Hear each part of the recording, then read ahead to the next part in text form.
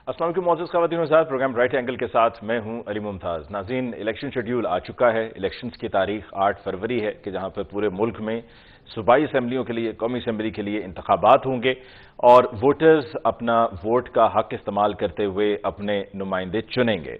जहां पर ये शेड्यूल आ गया तो उसके बाद ये एक्सपेक्ट किया जा रहा था कि अब तमाम पॉलिटिकल पार्टीज अपनी इंतखाबी मुहिम का बाकायदा आगाज करेंगी, लेकिन अभी तक वैसा होता नजर नहीं आया। उसकी एक बहुत बड़ी वजह शायद ये भी है कि अभी टिकट्स की तकसीम और कागजात नामजदगी जमा होनी है। यही वजह है कि जितने भी कैंडिडेट्स हैं, चाहे वो आज़ाद उम्मीदवार हों या किसी पॉलिटिकल पार्टी की तरफ से हों, वो अपने नॉमिनेशन पेपर्स फाइल करने के लिए तैयारियां कर रहे हैं।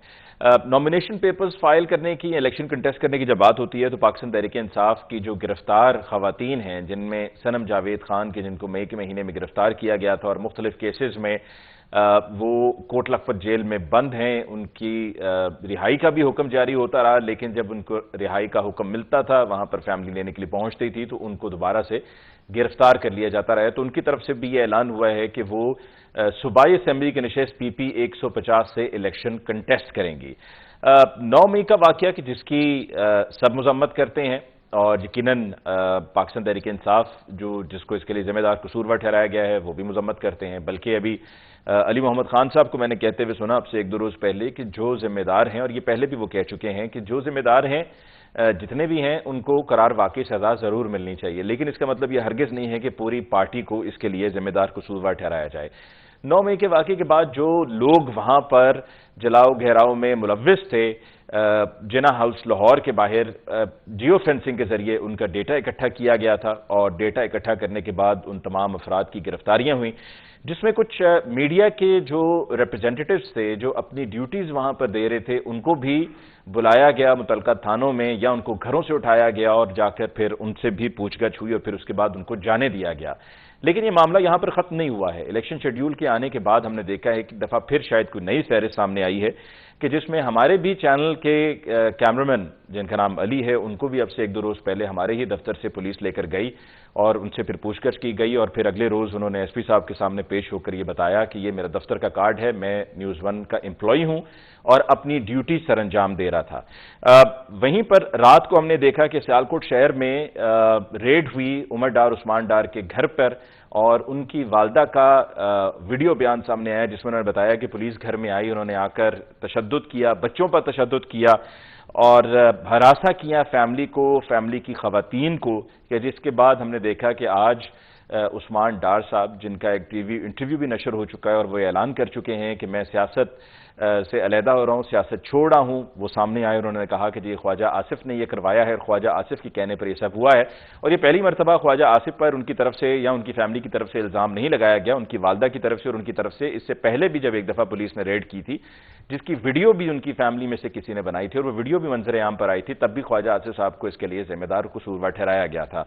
DPO सियालकोट वही साहब हैं जिनका PTI की तरफ से ये कहा जाता है कि जी ये सही से अपनी जिम्मेदारियां नहीं निभा रहे और बाइस्ड हैं, यानी कि जानिबदार हैं।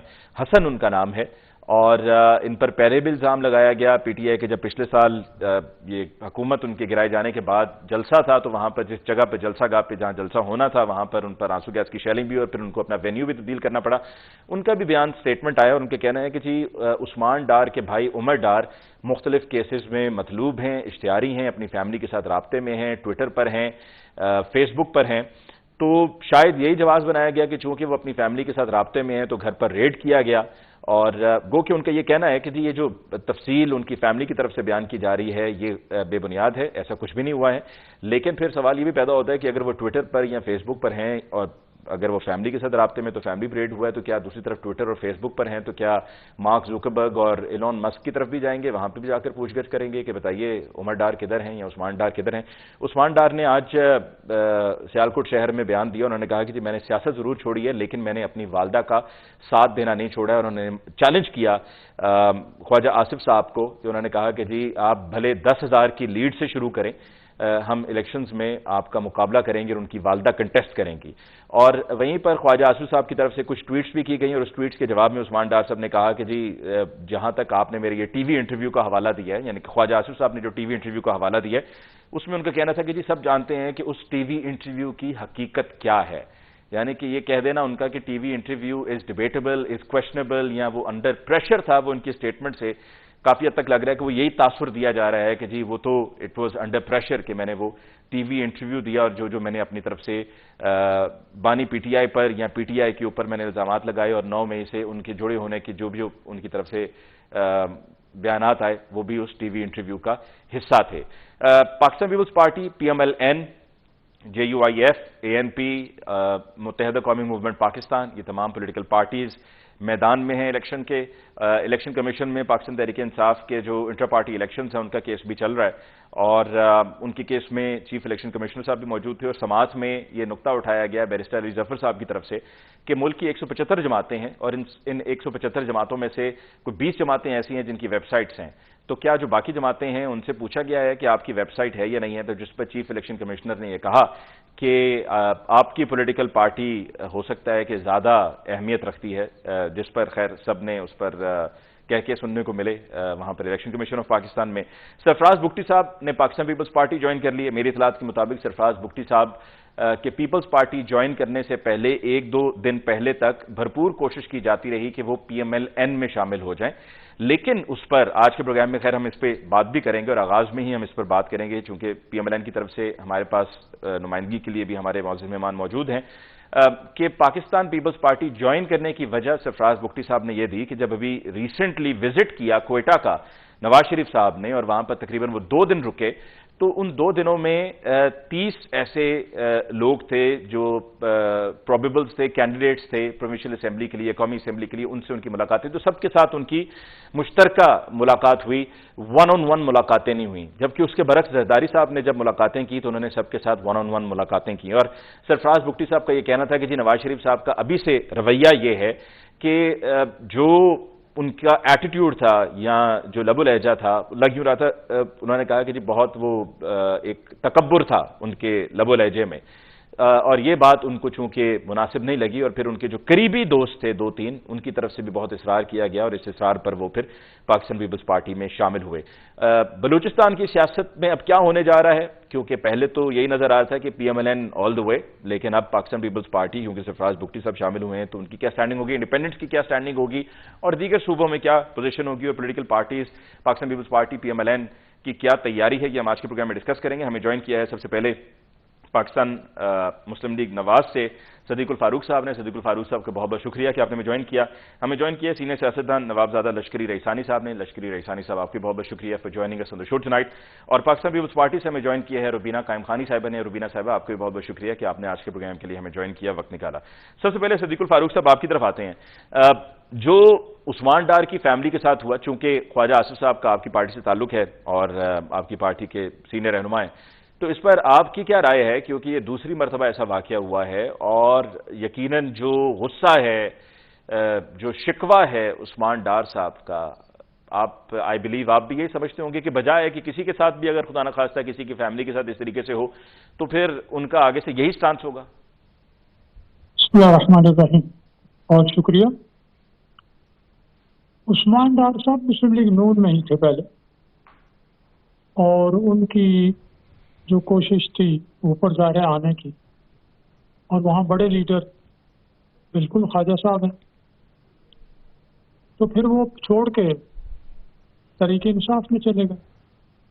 بس پھر اس وقت سے جو کچھ بھی ہوتا ہے، جیسے کہ تحریک انصاف کے اپنا 8 لیڈر جو ہیں، سب سے بڑے لیڈر ان سے لے کے نیچے تک، وہ الزام پھر نواز شریف اور مسلم لیگ نون پر ہی لگاتے ہیں، سچا جھوٹا سا۔ تو میں خواجہ صاحب کو جانتا ہوں، خواجہ صاحب مضبوط آدمی ہیں، لیکن خواجہ صاحب کو اس طرح کے ظالم آدمی نہیں۔ اگر وہ اپنی سیاست نہیں کر سکتے تو پھر عثمان ڈار صاحب کو نہیں چاہیے کہ وہ خواہ مخواہ خواجہ صاحب پر الزام لگائیں۔ کئی مرتبہ ان سے 1-on-1 میری کانفیڈینشیل بات بھی ہوئی عثمان ڈار صاحب سے، وہ باتیں میں چونکہ امانت ہوتی ہیں وہ میں نہیں کر سکتا۔ میں صرف یہ کہوں گا کہ بہت سی چیزوں کو سامنے رکھتے ہوئے میں یہ کہوں گا کہ عثمان ڈار صاحب خواجہ صاحب کو بدنام کر کے ان پر الزام رکھ کے اپنی سیاست جو ہے وہ چلانا چاہتے ہیں۔ اس میں حقیقت شاید اگر ہوئی بھی تو بہت کوئی 1% ہوگی، اس سے زیادہ۔ لیکن اس میں صدیق الفاروق صاحب ان کی والدہ بھی تو یہی بات کہہ رہی ہیں نا، ان کی والدہ کیا غلط بیانی کر رہی ہیں؟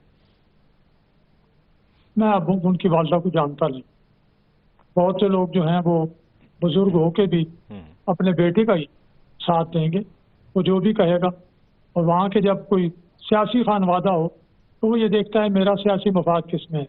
میں اس پہ ان کی والدہ کے نام کو سامنے رکھ کے، ان کی والدہ کی ذات کو سامنے رکھ کے میں خواتین کے بارے میں کچھ کہنا نہیں چاہتا. اچھا، اس میں صدیق الفاروق صاحب ایک اور نقطہ یہ بھی ہے کہ یہ واقعہ اس دفعہ تو خیر ڈی پی او کا جو سٹیٹمنٹ آیا ہے اس میں انہوں نے کہا ہے کہ جی یہ بے بنیاد ہے الزام، لیکن یہ کنٹینیوٹی ہے کیونکہ ایک دفعہ پہلے بھی ہوا، اور جب پہلے ہوا تو آپ کو یاد ہوگا کہ ویڈیو بھی اس کی سامنے آئی تھی.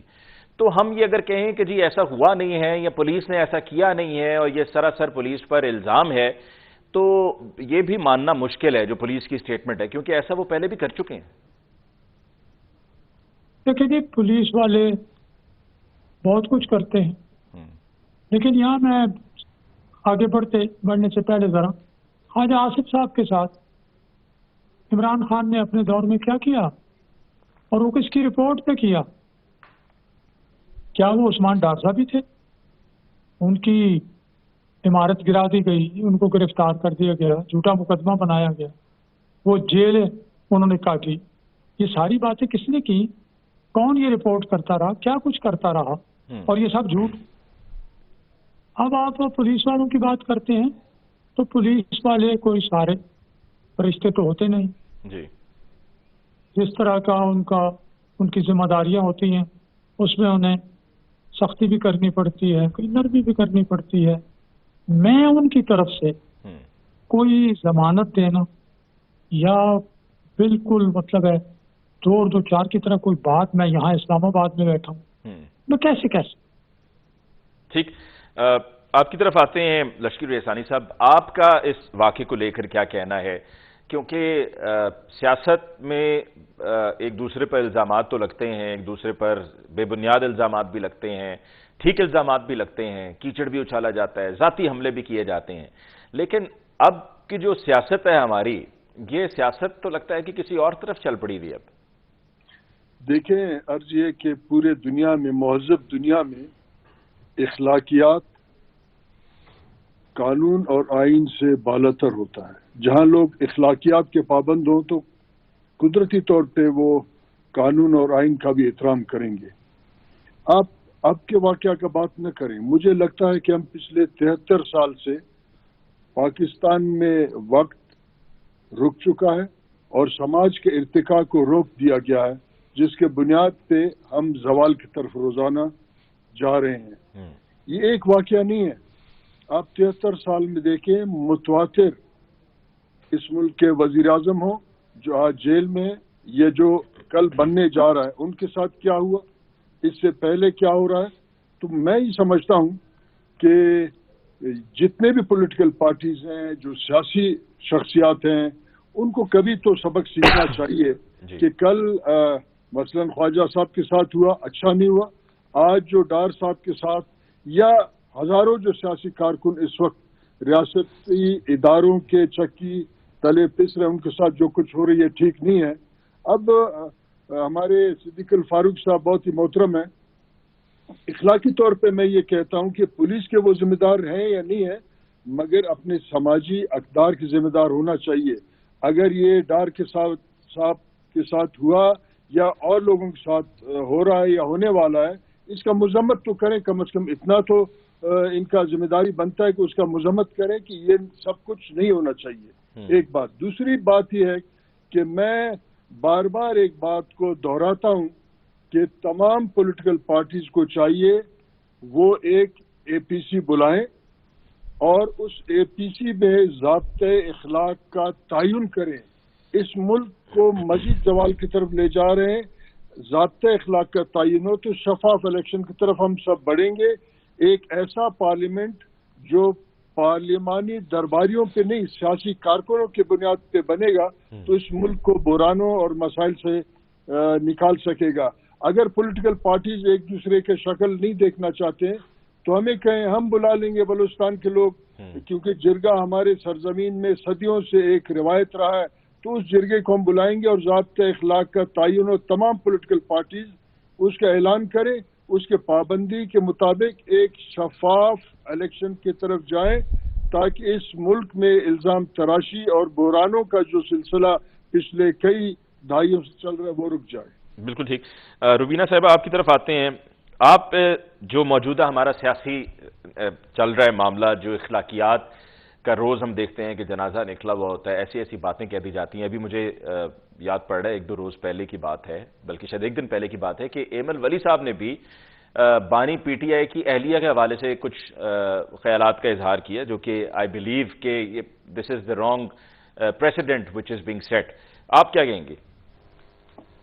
جی بالکل, میں خود اس چیز کو اور میری پارٹی اسپیشلی اس چیز کو ہم لوگ بالکل پسند نہیں کرتے, اور پاکستان پیپلز پارٹی کی ہمیشہ یہ کوشش رہی ہے کہ کسی کی ذاتیات پہ اور کسی کے پرسنل اس پہ جو ہے اٹیک نہ کیا جائے. آپ کے سیاسی اختلافات تو ہو سکتے ہیں, آپ کی ملکی ایشوز کے اوپر تو دوسری سیاسی پارٹیز کے ساتھ اختلافات ہو سکتے ہیں, لیکن میں یہ سمجھتی ہوں کہ یہ جو ایک پرسنل ایک طرح سے جو ایک کیریکٹر ایسیسینیشن کا, اور جس طرح سے ایک سیاست چل پڑی ہے, اور سوشل میڈیا پہ بھی میں دیکھ رہی ہوتی ہوں, میری اپنی پرسنل رائے بھی یہ ہے کہ ہم نے اپنے نوجوانوں کو, اپنے آنے والی نسلوں کو کیا اخلاقیات کا درس دیا کہ جس کی وجہ سے آج دیکھیں کہ جو بیج بویا گیا, میں سمجھتی ہوں کہ یہ کیونکہ آج کی بات نہیں ہے, اور آپ دیکھیں کہ جو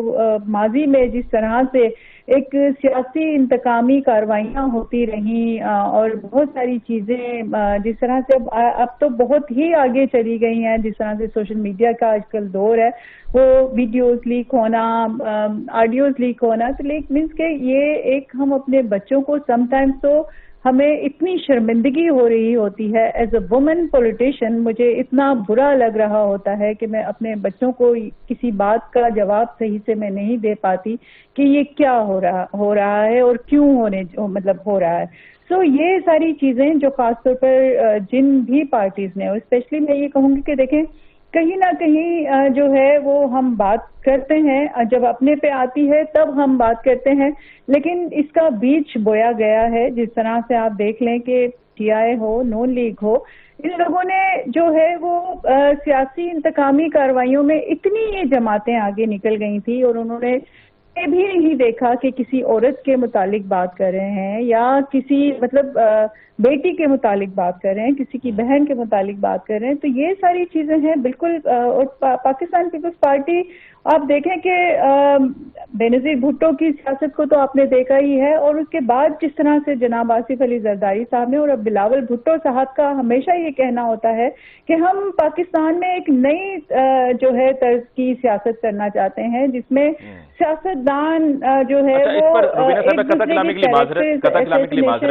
دوسرے کے خلاف بولنے کے یا اشرافیہ کے مفادات کو تحفظ کے لیے جو ہے آپس میں لڑنے کے بجائے عوام کی مدد کرنی چاہیے, عوام کے مسائل کی مدد کرنی چاہیے. اخلاقی اقدار سے ہمیں نہیں گزرنا چاہیے. میں اس چیز کو کنڈیم جی روبینہ صاحبہ ایک اضافی سوال اس میں لے لیجئے. لاجک یہ دی جاتی ہے, جواز یہ دیا جاتا ہے کہ چونکہ یہ خواتین جن پر یہ الزامات لگتے ہیں, چاہے وہ آپ شہید محترمہ بینظیر بھٹو کی بات کر لیں, آپ ان کی والدہ بیگم نصرت بھٹو صاحبہ کی بات کر لیں, آپ بی بی کلثوم نواز صاحبہ کی بات کر لیں, آپ اہلیہ کی بات کر لیں بانی پی ٹی آئی کی, یا دیگر اور جو سیاسی خواتین ہیں, جب ان پر اس طریقے سے بات کی جاتی ہے, الزامات لگائے جاتے ہیں, تو کہا یہ جاتا ہے, جواز یہ دیا جاتا ہے جی چونکہ یہ اب سیاست میں ہیں تو پھر ان کو they'll have to face the music. جی میں یہ اٹ مینس کہ پاکستان میں ویسے یہ تو ایک فیکٹ ہمیں نظر آ رہا ہوتا ہے کہ جس طرح سے مرد سیاستدان ہو یا خواتین سیاستدان ہو, ان کے لیے جو باتیں اور جو الفاظ اور جو القاب ان کے لیے ان کو دیے جاتے ہیں, تو یہ تو سیاست کرنا ہمارے ملک میں سمجھتی ہوں کہ آپ دیکھ لیں کہ کوئی بھی اگر کوئی بیڈ اس پہ مطلب وہ وے میں کام کر رہا ہوتا ہے تو اس کو یہ کہتے ہیں یہ تو سیاستدان ہے, یہ تو جھوٹ اگر کوئی بول رہا ہے تو یہ کہتے ہیں تو یہ سیاستدانوں کی طرح جو ہے وہ بات کر رہا ہے. تو لائک مینس کہ یہ ایک جو ہے وہ اس طرح کا وہ مطلب وہ کر دیا گیا ہے کہ پاکستان میں کہ سیاست کرنا ایک جرم ہو گیا ہے. لائک مینس کہ میں یہ کہوں یہاں میں یہ کہوں گی کہ صرف عورتوں کے لیے جی روبینہ صاحبہ، آپ کی آواز جو ہے وہ یہاں پر اب کٹ گئی ہے، I believe they must be a technical problem. ایک بریک لیتے ہیں جی، بریک کے بعد واپس لوٹ کر آئیں گے تو یہیں سے ڈسکشن کو آگے بڑھائیں گے. ہمارے ساتھ رہیے.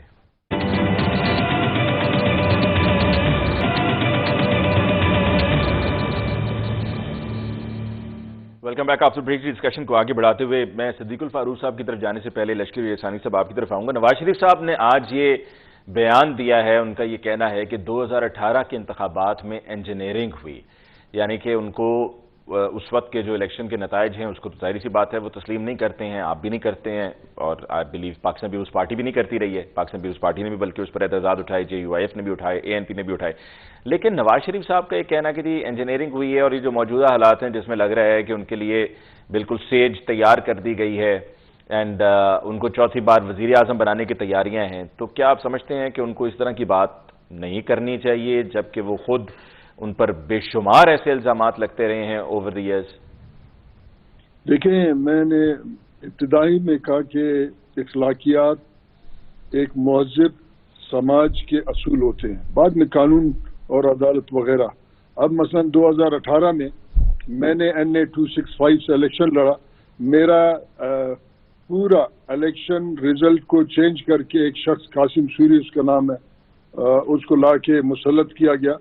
یہی پولیٹیکل پارٹیز جو آج کہتے ہیں کہ انجینئرنگ ہو رہا ہے، میں نے یہ ثبوت کی کہ 65,000 جعلی ووٹ اور ڈبل ٹھپا اور یہ سارے معاملات تھے، اور نادرا کی رپورٹ کے مطابق. مگر یہی پولیٹیکل پارٹیز اس قاسم سوری کے صدارت میں مسلسل 5 سال بیٹھے رہے. اب اخلاقی طور پر ان کو یہ چاہیے تھا کہ جب ٹریبیونل کا یہ فیصلہ ہوا کہ یہ شخص جعلی طریقے سے بیٹھا ہے تو اخلاقی طور یا اس جعلی شخص کو مستعفی ہونا چاہیے تھا، یا پارلیمنٹ میں جو اپوزیشن کے لوگ ہیں جو کہہ رہے تھے کٹ پتلی حکومت ہے تو ان کو اس کے صدارت میں نہیں بیٹھنا چاہیے تھا. اب ہم بعض اوقات اپنے لیے ایک اصول کا تعین کرتے ہیں اور غیروں کے لیے دوسرا اصول کا تعین کرتے ہیں. باقی دنیا میں مجموعی طور پہ معاشرے کے اجتماعی اصول ایک ہی ہوتے ہیں. جی. یہاں افراد اور گروہ کے علیحدہ علیحدہ اصول ہوتے ہیں. میں سمجھتا ہوں کہ آج جو پولیٹیکل پارٹیز الیکشن میں اتر رہے ہیں، آنے والے کل ان کو کہا جائے گا کہ وہ انجینئرڈ الیکشن کے ذریعے آئے ہیں، تو پھر ذمہ داری کیا ہوتا ہے پولیٹیکل پارٹیز کا جو اپنے آپ کو رہبر، رہنما، آئیڈیل کہتے ہیں، کہ وہ اس بات کا فیصلہ کریں کہ کیا صرف اقتدار میں جانا کسی بیک ڈور کے راستے سے، یا اقتدار میں عوام کے طاقت سے جا کے اپنے ملک کو ٹھیک کرنا اور اس کا آئندہ کا سفر طے کرنا ہے. اس میں تو کوئی شک نہیں ہے کہ پاکستان کے اکثریتی الیکشن جتنے بھی ہوئے ہوں گے ان سب میں انجینئرڈ پولیٹیکل پروجیکٹ اپنے اپنے جگہ موجود تھا. کبھی زیادہ کبھی کم. اب اس کو تو کسی ایک دن میں آ کے روکنا پڑے گا کہ اس کو روکیں اور ہم آئندہ آنے والے نسلوں کو ایک اچھا. لشکری احسانی صاحب، آپ بطور انڈیپینڈنٹ کینڈیڈیٹ الیکشنز کنٹیسٹ کریں گے؟ جی، میں آزاد الیکشن کینڈیڈیٹ ہوں. ابھی میرا ایک پینل ہے مختلف ساتھیوں کا، تو ہم آزاد الیکشن لڑیں گے. اچھا، اور آگے چل کر کیا کسی پارٹی کے ساتھ آپ کے اتحاد کرنے کا ارادہ ہے یا نہیں؟ دیکھیں، میں آپ کو ایک عرض کروں، میں نے جتنے لوگوں کے ساتھ میرا مذاکرات ہوا ہے، میں نے ان کو کہا کہ نو پرسنل فیورز، نہ ہم کوئی وزارت کا مطالبہ کرتے ہیں نہ پھر کبھی کیا ہے. ہم صرف اور صرف اپنے صوبے کے جو اجتماعی ایشوز ہیں، اپنے صوبے کے مسائل ہیں جس میں لوگ آج مرکز سے دور بھاگ رہے ہیں، تو ان تمام معاملات پہ ڈائلاگ کر کے ایک نتیجے پہ آئیں گے. ورنہ ہمارے لیے آزاد یا اپوزیشن سیٹ ہم ایک خامخواہ کے اقتدار سے اس کو زیادہ ترجیح دیں گے. ٹھیک ہے. صدیق الفاروق صاحب، نواز شریف صاحب 2018 کی انجینئرنگ کی بات کر رہے ہیں، لیکن نواز شریف صاحب پر خود بھی سن 2013 کے انتخابات کے بعد الزام لگا، ایک تو وہ 35 پنچر والا، اس کے علاوہ چلیں وہ تو آپ کہتے ہیں جی غیر سنجیدہ ان کی شخصیت ہے اور غیر سنجیدہ پارٹی اور غیر سنجیدہ ایک قسم کے ان کی طرف سے بیانات سننے کو ملتے ہیں. لیکن پیپلز پارٹی نے بھی، آصف علی زرداری صاحب نے بھی کہا تھا کہ یہ RO الیکشنز ہیں. پھر اس سے پہلے بھی آپ کی پارٹی پر یہ الزام لگتا رہا ہے کہ جی آپ ہمیشہ کوئی نہ کوئی کسی نہ کسی کو CD بنا کر آگے آتے رہیں اور اقتدار حاصل کرتے رہیں. اب بھی آپ کی پارٹی پر وہی صورتحال ہے کہ آپ کی پارٹی کی سیٹنگ پوری ہے اور وہ جس طرح تھا پچھلے دنوں میں چلا کہ ساڑی گال ہو گئی ہے، تو کیا نواز شریف صاحب کو یہ بات کرنی چاہیے 2018 کی انجینئرنگ کی؟ مطلب لوگ یہ کہیں گے جی کس منہ سے بات کر رہے ہیں، آپ تو خود اسی کا حصہ ہیں۔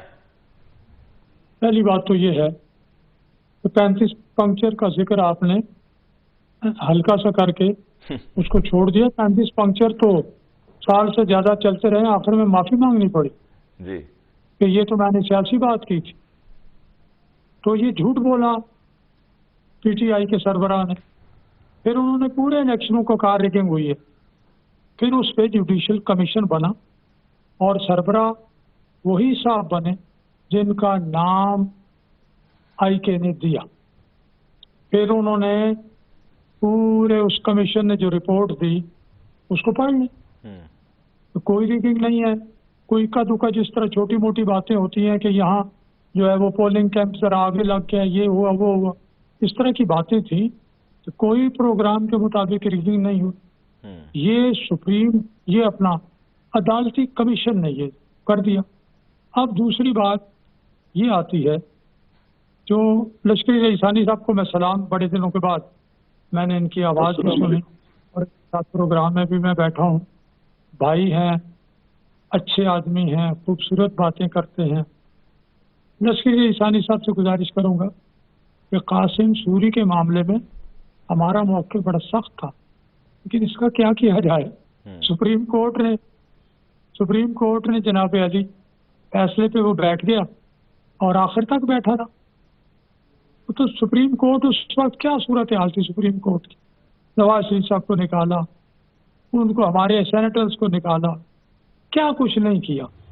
بس آپ نے جو بات کی ہے یار مل بیٹھو تو یہ الیکشن ہو جائیں، اس کے بعد ویسے یہ بات پہلے نہیں ہونی چاہیے، کیونکہ الیکشنز میں ہم اپنا بہت نقصان کر بیٹھیں گے صدیق الفاروق صاحب اگر یہ معاملات اسی طرح سے چلتے رہے۔ اور جو بڑا زبردست مشورہ دیا ہے لشکری رئیسانی صاحب نے کہ اے پی سی بلائی جائے اور اس میں ضابطہ اخلاق طے کیے جائے، مطلب ہم مساق جمہوریت کی بات کرتے ہیں، ہم مساق معیشت کی بات کرتے ہیں، لیکن یہ ضابطہ اخلاق بڑا ضروری ہے۔ علی ممتاز صاحب ہیٹ بہت ہے، ضابطہ اخلاق سامنے ہے، سب کو پتہ ہے کیا ہے، ہم مسلمان بھی ہیں، ہم کیا کیا باتیں کرتے ہیں۔ یہ سورہ الحجرات پڑھ لیجئے، اللہ تعالیٰ نے کیا فرمایا، نام مت رکھو، کسی کو خراب ذلیل مت کرو، گالیاں مت دو، اور ہم یہ سارے کام کرتے ہیں، اللہ تعالیٰ کے حکم کی واضح خلاف ورزی کرتے ہیں، پھر کہتے ہیں ہم مسلمان بھی ہیں۔ تو اگر ہم اللہ کی نہیں مانتے تو اور کس کی مانیں؟ اب اس وقت ہیٹ بہت زیادہ ہے، یہ اس وقت آل پارٹیز کانفرنس ممکن نہیں ہوگی، البتہ الیکشنوں کے بعد وہ جس کو جو ملنا تھا، جو کچھ ہونا تھا وہ ہو جائے گا، اس کے بعد لوگ بیٹھ جائیں، اس وقت زیادہ کام کرنے کی ضرورت ہے۔ تو چوتھی بار وزیر اعظم اور نواز شریف صاحب کے حوالے سے آپ نے ایک بات کی ہے، میں اس طرف آؤں گا۔ ہاں جی کیجیے، الیکشن اتنے جی کیجیے پلیز کنٹینیو۔ ایسے الیکشن ہوئے کہ حضور سب نے مانا، آر ٹی ایس بیٹھا، 6 دن کے بعد رزلٹ آئے، ہمارے کینڈیڈیٹ جو تھے ان کو نامینیشن پیپر کے فائل کرنے کے آخری دن انہیں بھگا دیا گیا تاکہ ہم دوسرے نامینیشن پیپر بھی نہ داخل کر سکیں، کیا کچھ نہیں۔ یہ جو ہوا اس پہ جو بات نواز شریف صاحب نے کی ہے وہ بات ٹھیک ہے، اس پہ پہرا دینا چاہیے۔ اور ایک بات جو سرفراز بگٹی صاحب کے حوالے سے آپ نے کی، یہ بات ہے نواز شریف میں تکبر بہت ہے۔ جی ہاں، میں ایک بات آپ سے کروں، نواز شریف صاحب نے تکبر نہیں، ایک مرتبہ انہوں نے صرف اتنی بات سعید مہدی صاحب سے کی، ایک خاص واقعہ تھا، بے نظیر صاحبہ پنڈی آ گئی، انہوں نے کہا آپ تو کمشنر تھے، آپ کو منع کیا تھا سعید مہدی صاحب، آپ میری وجہ سے کمشنر وغیرہ، تو سعید مہدی صاحب نے کہا کہ بلا میں اللہ تعالیٰ کی وجہ سے کمشنر ہوں۔ میاں صاحب نے گاڑی رکوائی، زمین پہ جا کے 2 نفل توبہ کے پڑھے اور معافی بھی مانگی کہ میں نے یہ تکبر کی بات کی تھی، اللہ مجھے معاف کرے، 2 رکعت توبہ پڑھی۔ وہ تو اس طرح کے آدمی ہے، ٹھیک ہے۔ باقی کچھ لوگ، ہاں جی، یہ سرفراز بگٹی صاحب کی اپنی رائے تھی، کیونکہ بڑا زور لگا، دوستوں نے بڑی کوشش کی 2 دن پہلے، بڑا سمجھایا کہ جی آپ پی ایم ایل این میں چلے جائیں۔ وہ خواہش پوری نہیں ہوتی، کچھ لوگ چاہتے ہیں کہ انہیں ذرا زیادہ اہمیت دی جائے، وہ نہیں ہو سکتی۔ मसरूफियत की वजह से वो फिर इस तरह की बात कर भी लेते हैं, कोई बात नहीं, करने दें। अब सूरत हाल ये है, जो बात खवातीन के हवाले से हुई, अमल वली खान साहब ने किया, आपने जिक्र किया, किसी और ने, जी हाँ, देखिए मैं फिर अर्ज करूंगा, ये बातें गलत हैं। मैंने अभी सूरह अल हुजरात का हवाला दिया, मर्दों पे नहीं होनी चाहिए तो खवातीन के हवाले से। अगर वो सियासत में भी हैं, यार शाइस्तगी क्या चीज, जी हाँ, मोमिन जहाँ फरासत वाला होता है वहाँ आला अखलाक का मालिक, उसको अपने अखलाक में गिरावट का मुजाहरा नहीं करना चाहिए। बिल्कुल ठीक है, बिल्कुल ठीक है। मुझे सिद्दीकुल फारूक से एक वक्फा लेना है जी, बड़ी देर से मुझे कहा जा रहा है, शॉर्ट ब्रेक, और बीना साहिबा की तरफ भी मैंने जाना है, लेकिन उससे पहले मैं एक ब्रेक ले लूँ जी। ब्रेक के बाद वापस आता हूँ, तो फिर उसके बाद बात को यहीं से आगे बढ़ाएंगे। हमारे साथ रहिएगा।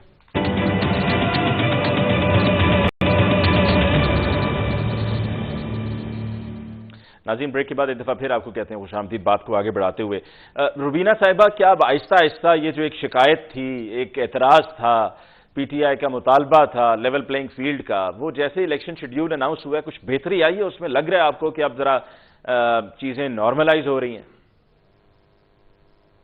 देखिए, लेवल प्लेइंग फील्ड का जहां तक हमारा मुतालबा था और हम चाहते थे, और हमने जिस तरह से बार बार कहा कि जो है वो आपने देखा होगा कि किसी भी पार्टी जिन्हें जो है वो शायद उनको यकीन नहीं था कि इलेक्शन होगा, या वो मतलब 8 फरवरी को, लेकिन आपने देखा होगा कि चेयरमैन बिलावल भुट्टो साहब ने जो है वो बहुत पहले से ही जो है अपनी कैंपेन और वो जो कन्वेंशन पार्टी वर्कर्स का वो शुरू कर दिया था। और उसमें जो आपने देखा होगा कि जिस तरह से लोगों की शमूलियत थी और जो लोगों का जो रिस्पांस था, तो वो हमें जो है वो हम हमेशा यही कहते हैं कि पाकिस्तान पीपल्स पार्टी जो है अपने लोगों पे, अपनी आवाम पे, अपने वर्करों पे जो है वो बिलीव करती है, और आवाम ही इस चीज़ का हमेशा पाकिस्तान पीपल्स पार्टी का फैसला करती है कि जो है नेक्स्ट प्राइम मिनिस्टर कौन बनेगा। और जो है वो आपने देखा होगा कि हमेशा जो है वो पाकिस्तान पीपल्स पार्टी अवाम की ताकत से ही आई है। हमने ना कभी डील पे जो है रिलाई किया है, ना ही हम कभी चोर दरवाजे से, ना ही हम अपने कभी केसेस माफ करवा के या जो है वो मतलब बैक डोर से कोई चैनल इस्तेमाल करके कभी भी जो है हम गवर्नमेंट में नहीं आए। और हमने शहादतें नोश करके, हमने अवाम के काम करके, हमने डिलीवरेंस करके जो है वो मैंडेट लेके हम जो है असेंबली तक पहुंचे हैं, और उसी पे हमें बिलीव है। और इंशाअल्लाह आप देखेंगे कि 8 फरवरी को जो इलेक्शन होगा उसमें जो अवाम का जो वोट का जो दिन होगा वो पाकिस्तान पीपल्स पार्टी के लिए होगा, और वो तीर पे ही ठप्पा होगा। आप कहते हैं बलूचिस्तान की बात करते हैं, आप देखें कौन सी पार्टी है जिसने जो सबसे ज्यादा जो है मुल्क की फेवर में बात करती है, और जिसने ना सिर्फ बातें की हैं बल्कि प्रैक्टिकली भी जो है वो प्रूव किया है कि हम जो है वो डिलीवरेंस पे यकीन रखते हैं। अगर आज बलूचिस्तान की बात करते हैं, आगाज़ हकूक़ बलूचिस्तान, जो एक बलूचिस्तान को एक महरूमी का जो है एहसास था, लश्करी साहब बैठे हैं और उनको पता है कि जिस तरह से पाकिस्तान पीपल्स पार्टी ने जो है जब हमारी गवर्नमेंट आई, और सबसे पहले हमने आगाज़ हकूक़ बलूचिस्तान जो है की बात की, और हमने वहाँ पर पैकेज दिया, और बार बार जो है उन सूबों की बात करते हैं हम जो महरूमी का शिकार हैं। देखिए, ये चीज़ें हंसना बहुत आसान काम है, मैं बिल्कुल उन लोगों को हंसी आती होगी जो डिलीवरेंस नहीं करते। अगर बहुत सारी चीज़ों का क्रेडिट जो है हमारी दूसरी जमातें, खासतौर पर नून लीग ले रही होती है। अगर आप जो शहीद जुल्फ़िकार अली भुट्टो ने इस मुल्क को जो है एटमी पावर बनाया, फिर आप देखें CPEC की जब भी बात होती है उसका भी क्रेडिट जो है वो नवाज शरीफ साहब ले रहे होते हैं, जबकि इतने सारे विजिट जो 14 से 15 के करीब जो है वो जनाब आसिफ अली जरदारी साहब ने किया, उसको मैच्योर किया, और वो वहाँ के प्रेसिडेंट खुद मानते हैं चाइना के कि ये जो है ये आसिफ अली जरदारी साहब ने सबसे ज्यादा इसके ऊपर काम किया, CPEC के ऊपर। फिर अगर आप देखें बेनज़ीर इनकम सपोर्ट जैसे प्रोग्राम NFC ایوارڈ اور وہ ساری چیزیں جو ملک کے لیے بہتر ہو سکتی ہیں وہ ہم نے کی. جو بھی لمیٹڈ ریسورسز ہوتے ہیں، ایون آپ نے دیکھا ہوگا کہ جو بجٹ کے جب ہمارے پاس 2008 میں جب حکومت آئی تھی تو اس وقت سارے یہ نون لیگ تو کوئٹ کر گئی تھی کابینہ سے کہ خزانے خالی ہیں، ہم اس خزانے کے ساتھ جو ہے کیا ڈیلیور کریں گے عوام کو. لیکن پاکستان پیپلز پارٹی نے جو ہے اس چیلنج کو قبول کیا. ہم نے بے نظیر انکم سپورٹ جیسا پروگرام جو ہے وہ جو پوری ایشیا میں اس کو مانا گیا، ہم نے وہ پروگرام دیا لوگوں کو، جو ہے وہ ہم نے روزگار دیا. ہم نے جو ہے وہ بہت سارے ایسے NFC ایوارڈ کا ہم نے جو ہے وہ اس پہ کیا. جو 17th امینڈمنٹ ہم نے کی جو صوبوں کو خود مختاری دینی تھی وہ ہم نے کیا. تو یہ ساری چیزیں جو دیکھیں آپ کا پہلا اسٹیپ ہوتا ہے لا کا، اس کے بعد ہوتی ہے امپلیمنٹیشن. ہم نے لا کے ساتھ ساتھ امپلیمنٹیشن کو بھی جو ہے انشور کیا ہے. تو یہ ساری چیزیں جو ہوتی ہیں، لیکن جو ڈیو کریڈٹ جس کا ہو اس کو دینا چاہیے میڈیا کو بھی اور تمام لوگوں کو.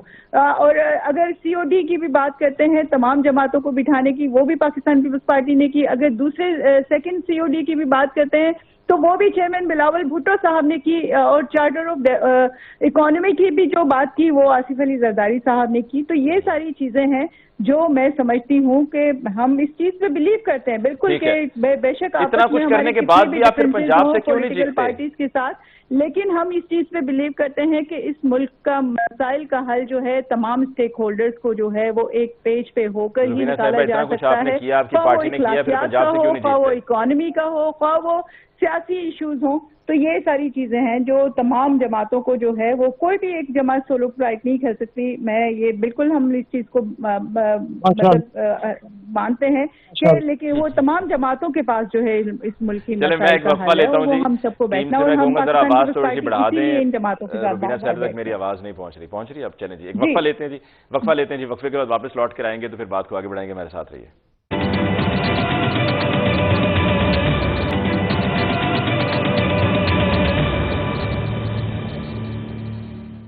Welcome back. آفٹر بریک کی ڈسکشن کو آگے بڑھاتے ہوئے لشکری رئیسانی صاحب، ابھی آپ قاسم خان سوری صاحب کی بات کر رہے تھے. یہ بتائیے گا قاسم خان سوری صاحب تو لگتا ہے ملک سے باہر ہیں کہیں، اور یہ بھی کہا گیا ہے کہ شاید کوئی ڈیل کر کے گئے ہیں، اور پھر یہ بھی کہا جاتا ہے کہ ان کے بھائی، ان کی فیملی تو وہاں بلوچستان میں ہیں، اور بلکہ ان کے بھائی کوئی سرکاری کانٹریکٹر بھی ہیں.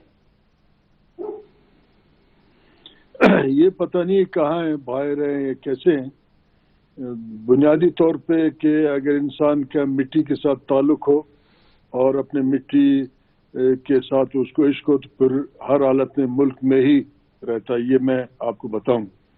اب کانٹریکٹر تو پالیٹکس میں آج کل حاوی ہیں. آپ اندازہ لگائیں کہ کچھ عرصے پہلے جو سب سے بڑا کانٹریکٹر ZKB اس کو بریگیڈیئر خالد فرید لایا اور PTI والوں نے پٹا ڈالا اس کے گلے میں.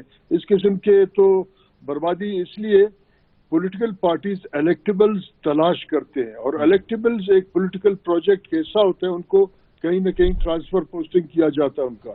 حالانکہ یہ سیاسی جو ہے کنگال پن کا شکار ہے کہ پولیٹیکل پارٹیز اپنے منشور آئین اور پروگرام کے مطابق لوگوں کو اپروچ نہیں کر سکتے ہیں. ان کے پاس پارٹی تنظیم کا فقدان ہوتا ہے، تو پھر وہ جو جعلی الیکٹیبلز ہیں جن کا پوسٹنگ کہیں نہ کہیں ہو رہا تو ان کو لاتے ہیں.